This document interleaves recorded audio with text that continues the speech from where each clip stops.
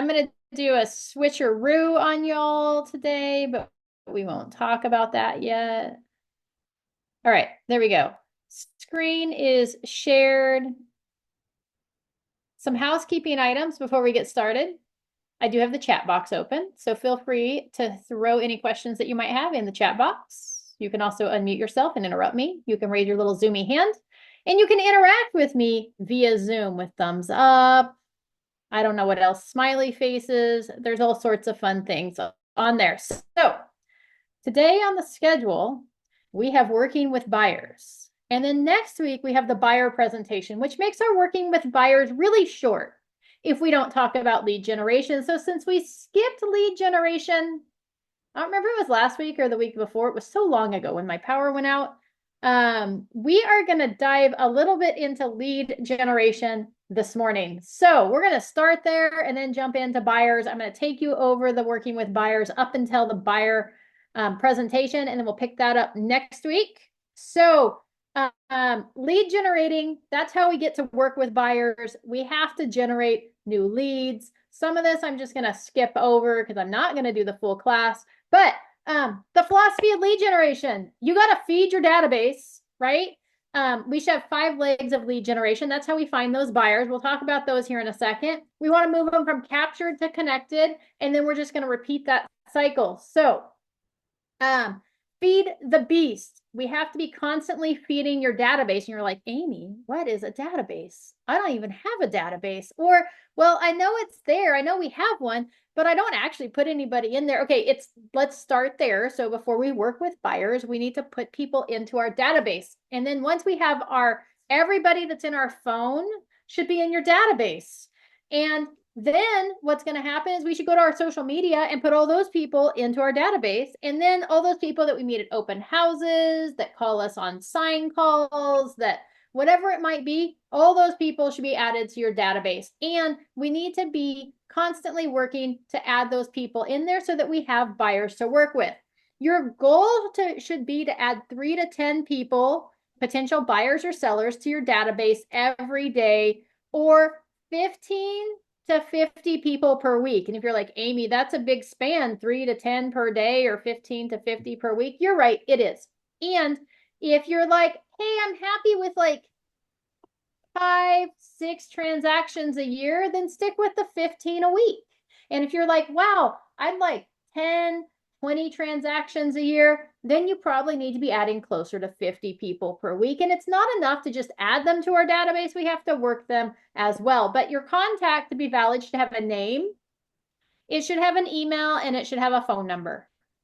Yeah, of course. Okay? Of course, yeah. No, phone number. Yeah. All right.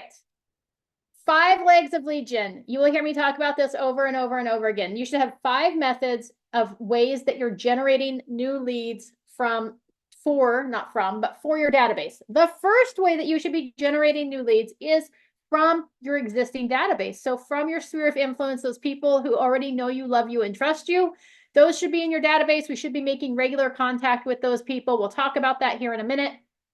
And we should be asking them for referrals.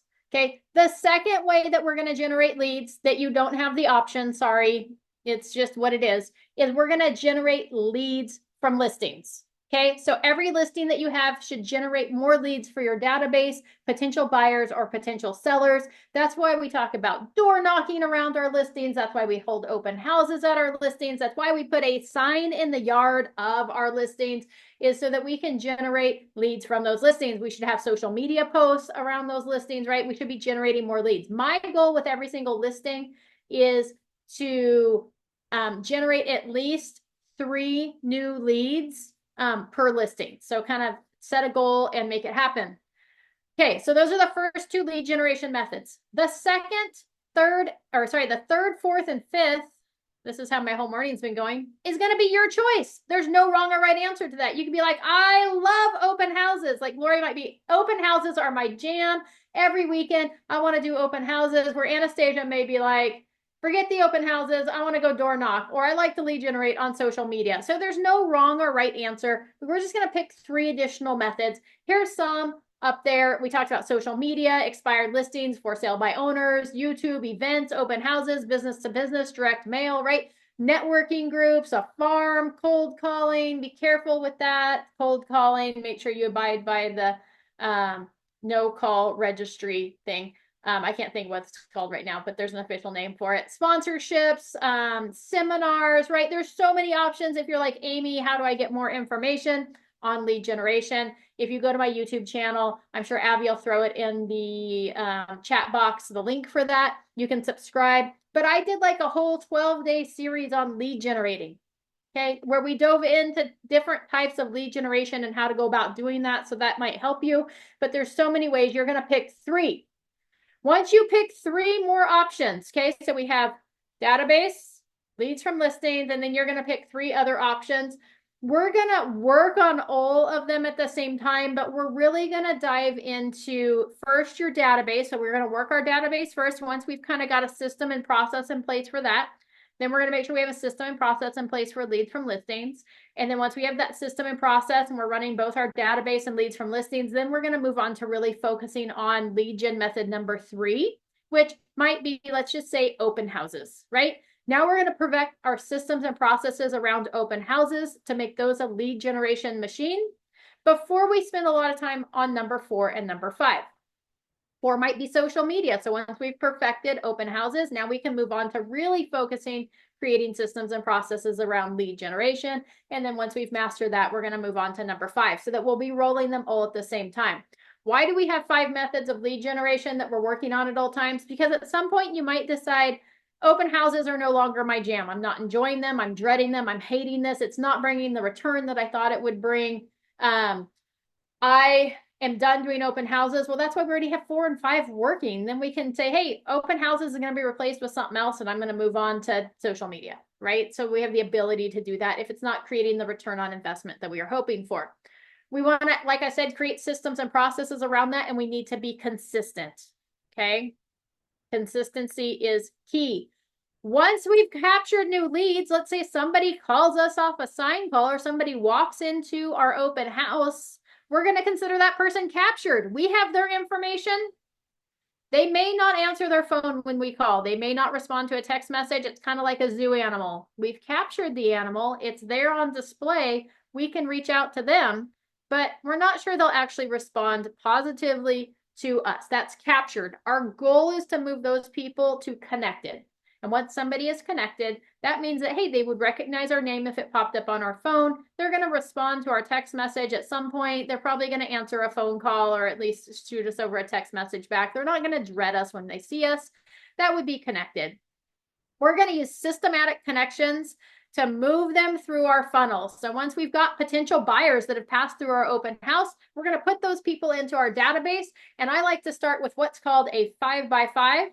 If they're still not responsive and still haven't moved to connected, then we're going to move them to an 8x8, and I'll show you what this looks like. Then if they're still not responsive, we're going to move them to what we call a 19 plus to connect. And they're going to sit on that 19 plus to connect until they become connected. Once they become connected at any of the stages, we're going to move them over to what we call our 36 to convert. Okay, so let's go into these a little bit more in detail. All right, so a 5x5, new lead, right? Somebody passes through my open house. I'm going to work to make 5 connections with them over that first week. Okay, the new one actually is a 12. So on most of my new stuff, if you follow this, it's not even a 5x5, it's a 12x5. So in the first 5 days, we're going to connect with them like 12 different times. It's going to be a variety of emails, text messages, and phone calls. We want to make sure to include a call to action each and every time. And if they still aren't responding by the end of that first week, we're going to roll them over to an 8x8. Okay, if they start responding, then we're going to move them off this 5x5 and over to a 36 to connect. You can use your database to automate this, okay, or hopefully you can, depending on your database system, or at least give you reminders of when you should be connecting with them. So like if I had a new lead from an open house, the day of the open house, I'm going to send everybody out a thank you video text message. Thank you so much for passing through my open house. I really appreciate it. If this wasn't the home for you, well, we could start with, if you're interested in writing an offer on this home, reach out. I would love to connect with you to talk with you further. If this wasn't the home for you, I can help show you.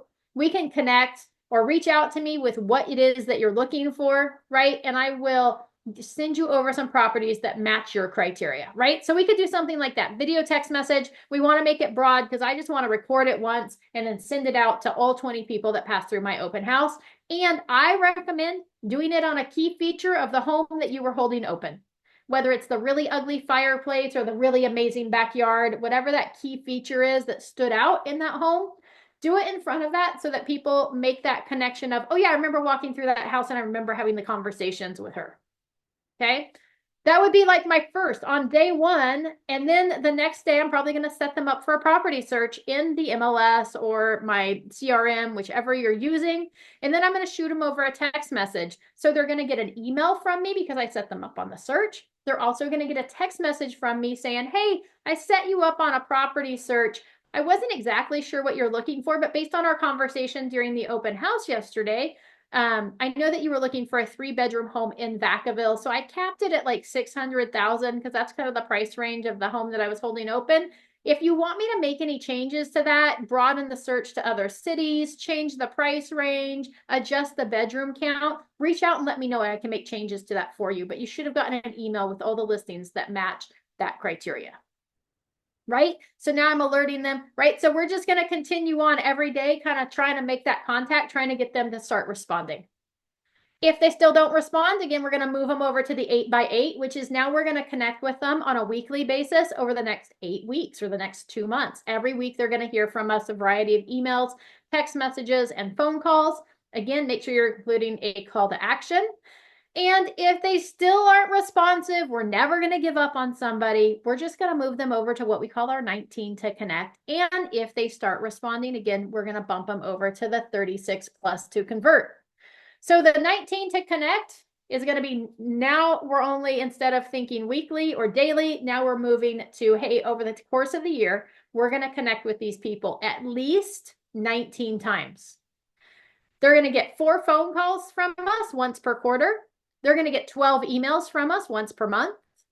They're going to get an event invite. Maybe it's a national night out. Maybe it's something that's being hosted by the office. Maybe you're doing your own event, right? Whatever that might be. It might just be an invite to an open house that you're hosting. Okay, so it doesn't have to be like super fancy. They're going to get 2 things in the mail from us. We're going to do some research and track down their addresses if we have it, and get out those mailings. In addition to these, right, that's 19. In addition to that, we're probably still dripping on them with new properties as they come available. Or if they were a potential seller, then we would send them like a monthly market update as well as our monthly newsletter, and try to be strategic about when those go out during the month, so it's not on the same day or the same week. They're going to stay on this forever as long as they're not responsive to us. Okay, if they start responding at any time tomorrow, 6 months from now, 3 years from now, then we move them over to our 36 to convert. Okay, this is how, so keep in mind that it takes on average 8 connections for somebody to start responding to us. Most agents stop at 2 or 3 connections. They try 2 or 3 times and then they quit. So our goal here is, hey, we're going to continue to be the squeaky wheel. Yeah, we had a good connection at the open house. You said you were interested in buying properties, but maybe they're just not quite ready yet. So we want to be the one that's like, here's the market update. Here's some houses for sale. I'm the expert in the area. Here's some events coming up, right? We want to let them know that, hey, we're still there. We're ready to help them. So that's the goal here with the 19 to connect. When they are ready to buy, they will call us because we're the ones that's been in contact with them the most. Okay, we want to win. What program do I use for video text?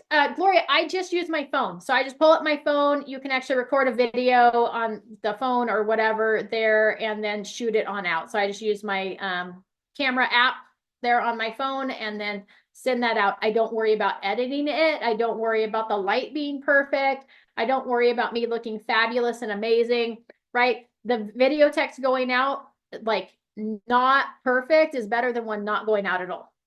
So I just use my phone. All right. Once they start responding, so again, they're going to live on that 19 to connect forever until they start being responsive to us. Once they start responding, then we're going to move them over to our 36 to convert. Okay, that's going to be 30 attempts, at least 36 attempts at connections each year. They're still going to get those phone calls each quarter. Now they're going to get 24 emails minimum. So we want to make sure like a newsletter is going out and then like a market update probably. They're going to get 2 event invites. Again, you might host an event for these people that are interacting with you. You might just invite them to an open house that's in their neighborhood. You might invite them to whatever, okay? 4 mailed, maybe you have a farm. Sorry, I'm backing up. Maybe you have a farm and you do an garage sale, like a neighborhood garage sale, and you can invite your entire database to come to the neighborhood garage sale, right? So that would count as an event invite. You're going to mail out or drop off on their doorstep 4 items per year or once per quarter. Okay. So mailed items are pop buys. If you're like, Amy, what in the world is a pop buy? One year we did wrapping paper. We went to the Dollar Tree and picked up a whole bunch of rolls of dollar wrapping paper. We put a ribbon on them. We put a little card on it and we dropped them off right before Christmas. I actually thought it was probably the stupidest pop buy in the entire world because I'm really particular as to what wrapping paper I wrap Christmas presents with.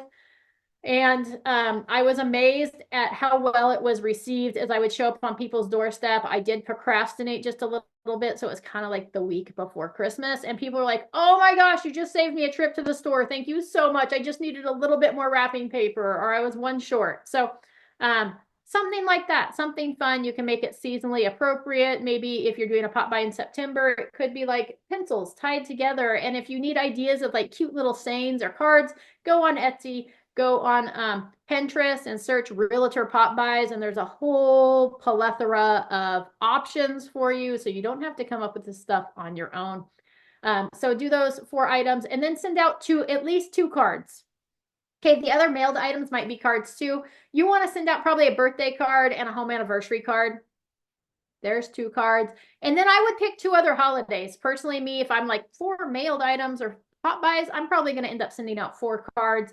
One's going to be a birthday card. One's a home anniversary card. And then I'm going to think about, what other holidays are out there where people don't get a lot of cards? I'm not a fan of Christmas cards because people get a lot of cards at Christmas and it just gets put in the pile of Christmas cards. But I want to stand out. So I'm going to be like, Happy Groundhog's Day or Happy National Pizza Day, right? And send out a card for that. Make it fun and make yourself stand out in their mailbox. Okay.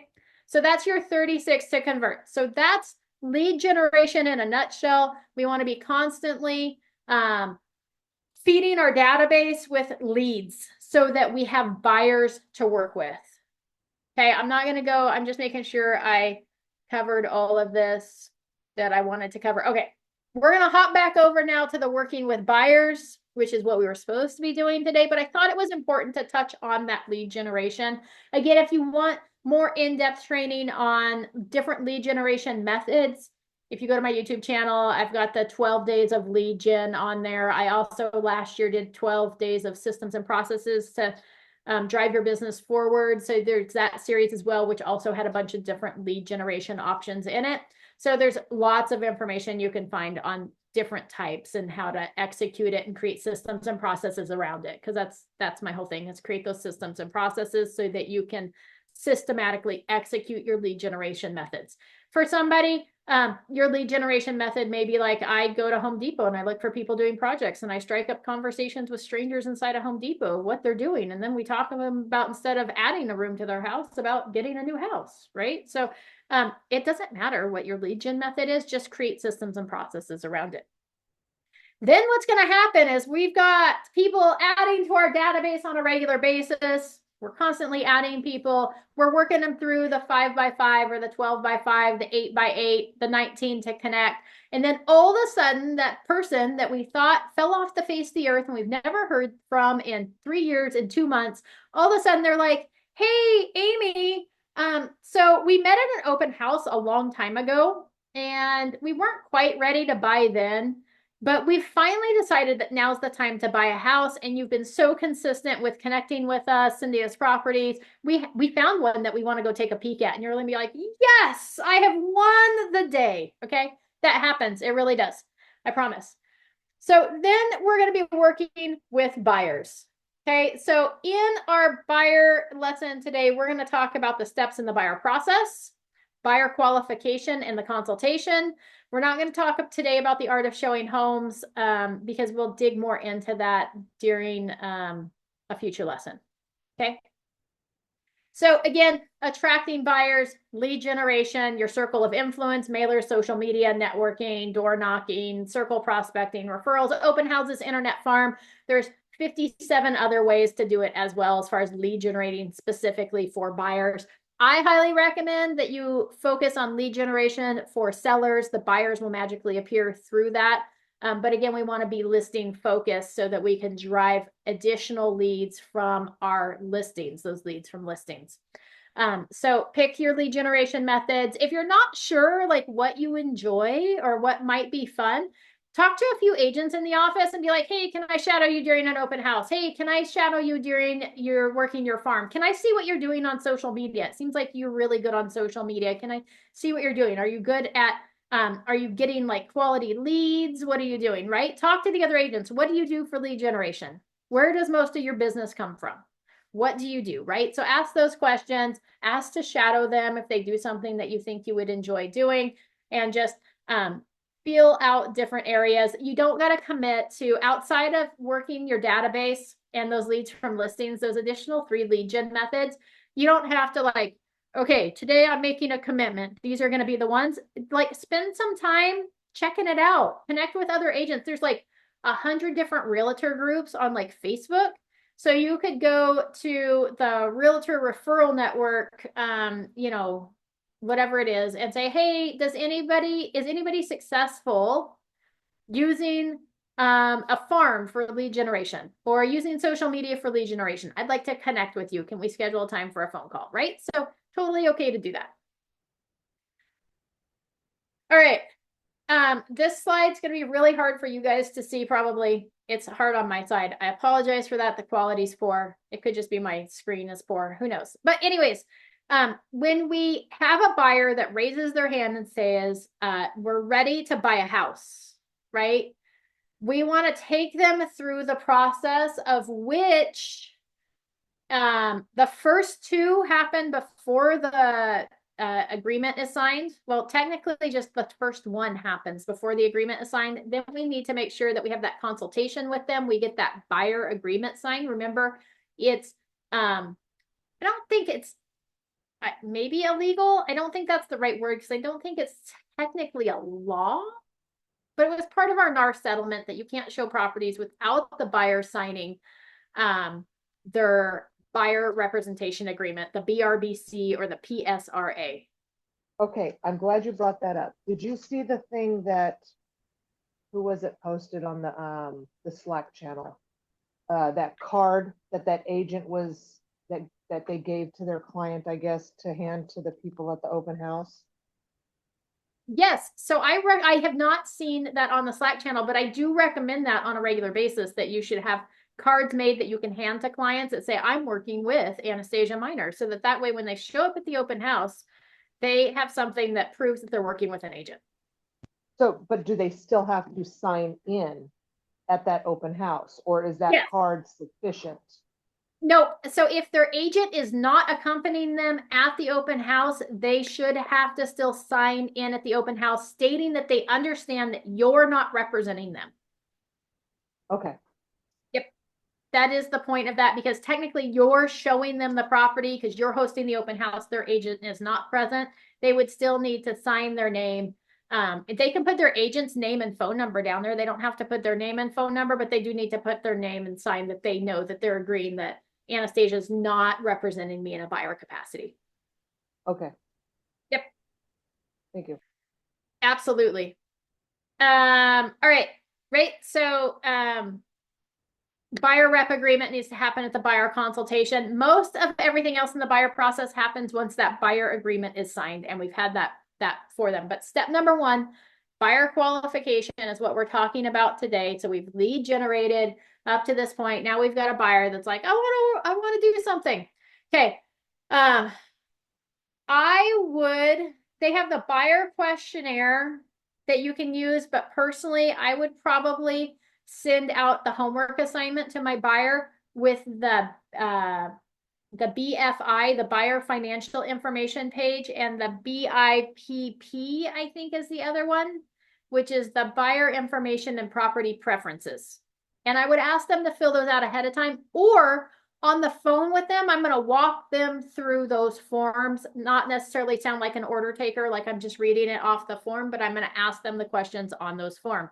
The BIPP form talks about what kind of properties are you looking for? What cities do you want to buy in? What are your must-haves? What are your I wants, right? So we want to get all those questions answered so we find out kind of what they're looking for. It also talks about on there, like if they're pre-approved or not, if they what their payment is comfortable with. And that's the same thing with the BFI form. Yeah, buyer financial information. That one asks like, hey, how much money do you have for a down payment? How much money do you have for a good faith deposit? How much money do you have to pay my compensation or my professional fee, right? So it asks all those questions on that BFI form. So you can either be like, hey, I'm going to email you over a couple of forms. Please have those completed by the time you show up to our appointment on Wednesday at 10 a.m. Or we can walk them through those forms over the phone as part of that pre-qualification process so that we make sure that we're sitting down with qualified buyers. Any questions about those two forms? BFI and BIPP. Okay. We want to make sure that our buyers are ready, that they're willing, and that they're able before we spend a whole lot of time with them. Now, if a buyer isn't quite ready, willing, or able, or I don't feel like they are, am I still going to sit down with them during a buyer presentation?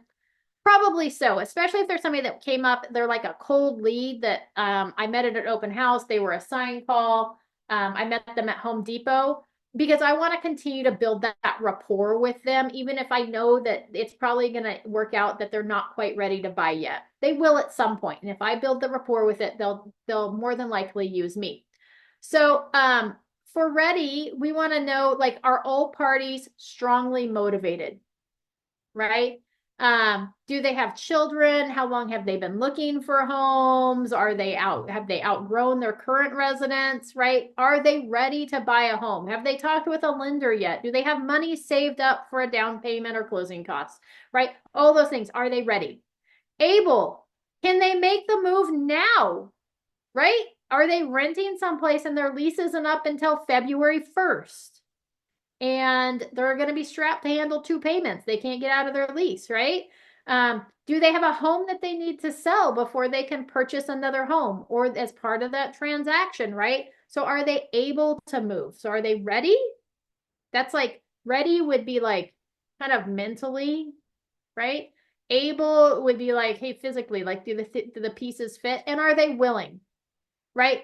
Are there other credit or legal issues to resolve? Do they have name changes they need to complete? Are they in the middle of a divorce? Do they have a long-term job? Do they have income, right? Are they willing and able? So ready, willing, and able. Somebody might be ready to move.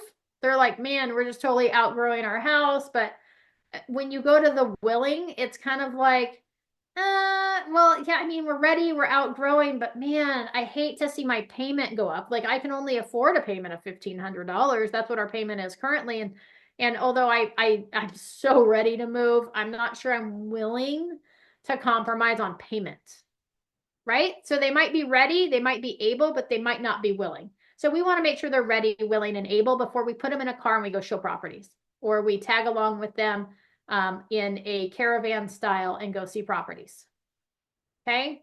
That doesn't mean, again, it doesn't mean if they're not quite ready, willing, or able, it doesn't mean that I'm not going to sit down with them to build that relationship. Now, if they're a good friend of mine, I might be like, yeah, you're not quite ready yet. Like you need to save a little bit more down payment, or maybe you need to talk with a lender and see if there's a down payment assistance program that can help you.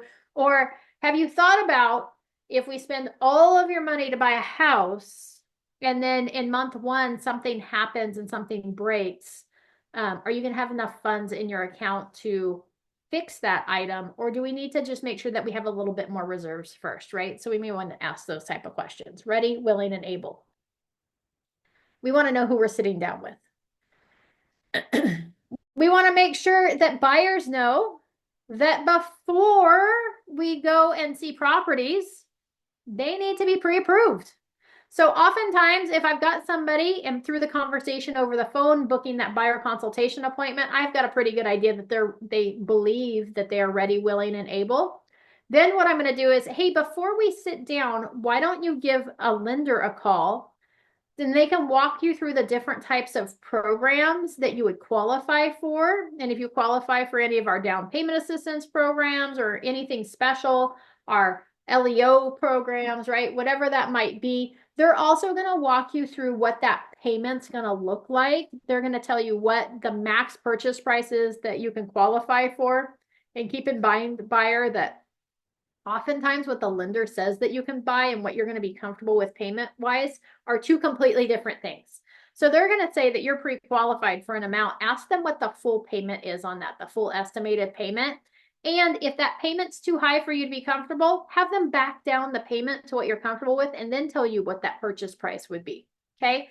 So make sure that you're comfortable. I'd like you to have that conversation with the lender before we sit down. That way, when we sit down and start talking about the list of things that you want in your property, that you're going to buy, what areas you're looking to buy in, we know exactly what price range that you're wanting to stay within to make sure that we keep that payment comfortable for you. Does that sound good? And they're gonna be like, oh yeah, absolutely. I'm not going to say, hey, you need to meet with a lender to make sure you can qualify for a loan.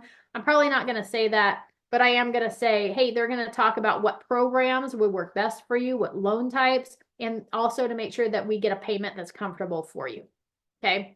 So that's usually how I approach that conversation. I would really like them to have that conversation again before we sit down, not after. That way I know what kind of conversation we're having when we're sitting down for our buyer consultation. I'm going to send them over the list of my preferred lenders. Remember, anytime that we recommend something to a potential client or a client, we want to make sure that we are making 3 recommendations. So make sure you have at least 3 lenders on that list. And then I always put the one that I think is their best bet on the top. So I may have like a lender that specializes in down payment assistance programs. I may have a lender that like their bread and butter is they can offer the best rates, but it has to be like A quality paper, like 700 plus FICO score, good income, nothing complicated.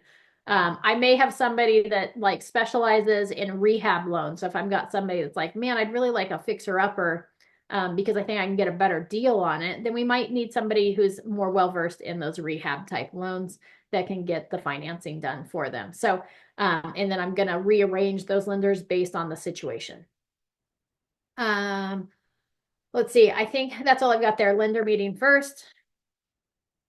Then what you're going to do, right, is we're going to confirm that appointment. So we are going to pre-qualify them. We're going to make sure they have those homework pages to complete, or I'm going to go over those with them on the phone. We're going to set them up for that lender appointment. You may even want to have the lender, if you've got somebody that's kind of reluctant to sit down with the lender, have the lender join you at your buyer presentation. Answer all their loan questions for them. What kind of stellar agent would you, if they've talked with a couple different agents and you're like, man, they meet with you and they're like, not only was she on her game or he on his game, but there was also a lender there working side by side with her and it could answer all my loan questions. This was fabulous. It's like a whole team. I'm getting like a whole team all at once. And visually they can see that, right? So you might have a lender that wants to sit down with you. So our in-house lender probably willing to do that. So keep that in mind. And then we're going to sit down for that buyer presentation. We're going to go over the full buyer presentation. Next week, we're going to talk about the BRBC or the PSRA. And then we'll talk about kind of how to roll that out, the conversation that you might be having. Some things that you're going to want to think about before next week is your buyer presentation as a whole and your value. What are you bringing to the table? So one of the things that we talk about in our setting yourself up for success is that one value proposition, or what makes you stand out from other agents. We want to make sure we work that into our buyer presentation and the preparation for that so that we know how to sell ourselves for the compensation or the professional fee that we're going to ask from those buyers. Okay, so we want to make sure that we are able to communicate that value. And it may be that, hey, number one, I'm going to have a lender with me sitting here that can answer all your loan questions. Maybe they don't meet with a lender ahead of time if they haven't taken care of that pre-approval. And it may be like, hey, here's our list of lenders. Please make sure to make contact with one before we sit down. And then the day before our buyer consultation, when I'm like, hey, buyer, I'm just calling to confirm that we are still solid for tomorrow morning at 10 a.m. And the buyer's gonna be like, oh yeah, absolutely, I'll be there. Perfect. Have you had a chance to connect with a lender yet? They might be like, oh no, I've been so busy, I haven't had a chance. And you'd be like, that's okay. I'm going to have Jason. He's going to join us at the meeting tomorrow so that he can answer any questions that are lender related questions for you and can help get the ball rolling on that process. Does that sound good? Right? So now I'm like, hey, I've got another team member that can do that for you. I'm bringing that in so that we make sure there's no further delays in this process. So I'm going to do that when I confirm that appointment. Then I'm going to make sure to sit down with them. I'm probably going to confirm the appointment the day before. And then also that morning, hey, just looking forward to seeing you at 10 a.m. this morning. Here's the address again, in case you didn't write it down. Right? I'm just double confirming to make sure they're going to show up. There's nothing worse than like sitting around twiddling your thumbs because somebody had the wrong address or something came up and they didn't save your phone number. They couldn't remember how to call you back. So I always do that day of confirmation as well. What questions do you guys have about lead generation leading up to the buyer consultation?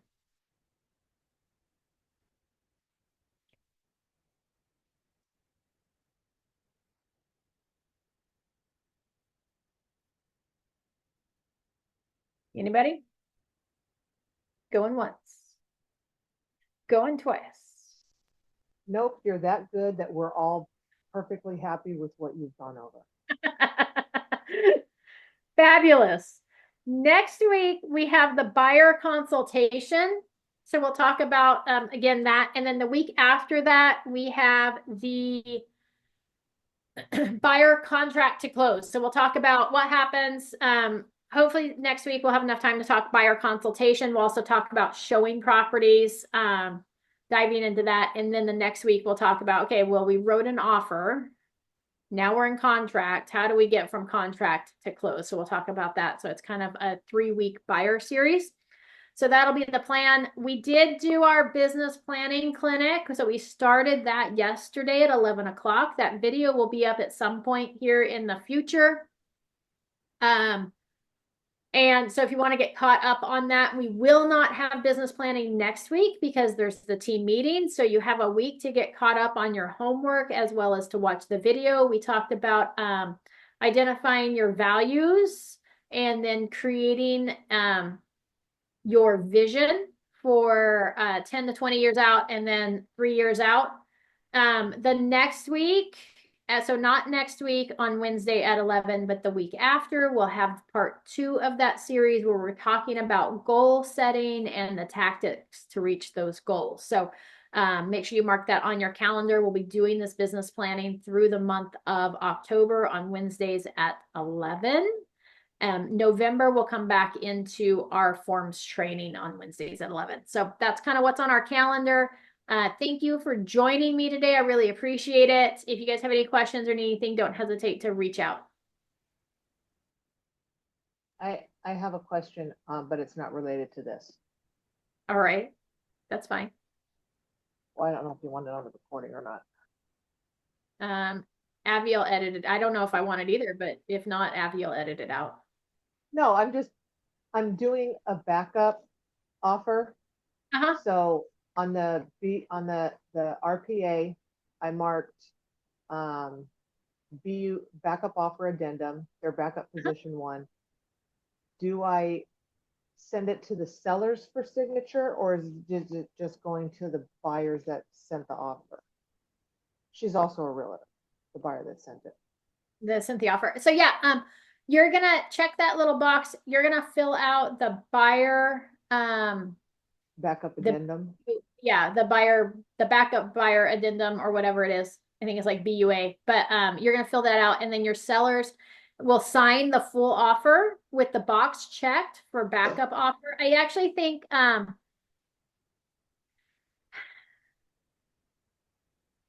Now I'm gonna have to look. Hold on. Ah, gotcha. I stumped her. Yep. Because I want to will. set, I'm trying to decide if you need to send it as a counter offer or if it just gets sent with that. So let me look at the residential purchase agreement.